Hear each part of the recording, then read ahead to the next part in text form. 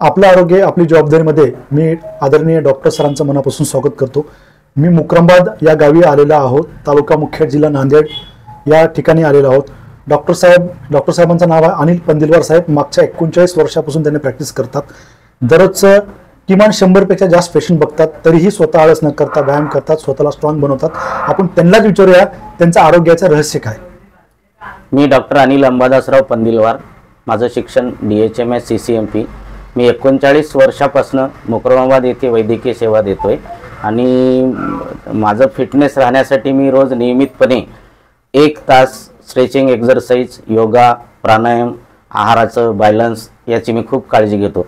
या कारणामुळे मी आज वयाच्या 60व्या वर्षी आज देखील मी रोज 9 तास 100% फिटनेसच्या हिशोबामधून काम करतोय आणि मी माझं लोकांना म्हणजे रुग्णच नव्हे तर बाकी सर्वांनाच असं सांगणं आहे आणि ॲडवाइस करणं आहे की त्यांनी सुद्धा आपलं आरोग्य चांगलं राहण्यासाठी आपल्या शरीराला योग्य वेळ द्यावी, योग्य प्रकारे व्यायाम, आहार आणि शांत झोप, स्ट्रेसलेस स्लीप ह्याच्याकडे लक्ष द्यावं, तर आपल्यामध्ये फिटनेस आणि कामामध्ये उत्साह निर्माण राहील। याच्यासाठी सगळ्यांना आवर्जून विनंती करतो की शरीर निरोगी राहण्यासाठी आपण रोज सातत्यानं 40 ते 50 मिनिट रोज योगा, प्राणायाम आणि एक्सरसाइज करावं आणि संतुलित आहार घ्यावं, याचं मी जनतेला उपदेश करतो।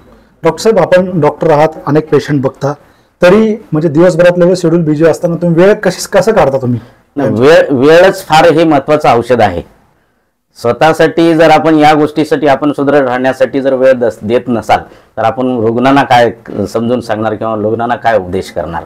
तर त्याच्यासाठी एक पर्टिक्युलर वेळ तेवढे आपल्यासाठी राखून ठेवायला पाहिजे, कारण व्याप कामाचा किती असू द्या ती वेळ आपण आपल्या स्वतःच्या शरीरासाठी आपण निरोगी राहण्यासाठी देणं खूप आवश्यकता आहे।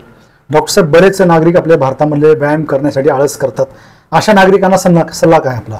सर्वच नागरिकांना माझा असा संदेश आहे की बाबा, औषधी शिवाय जर चांगलं सुदृढ जगायचं असेल तर त्याच्यासाठी आपल्याला एकच पर्याय आहे, व्यायाम, योगा आणि रोज चालणे फिरणे 30 मिनिट आणि आहार संतुलित। डॉक्टर साहेब, खरंच आपलं खूप खूप धन्यवाद।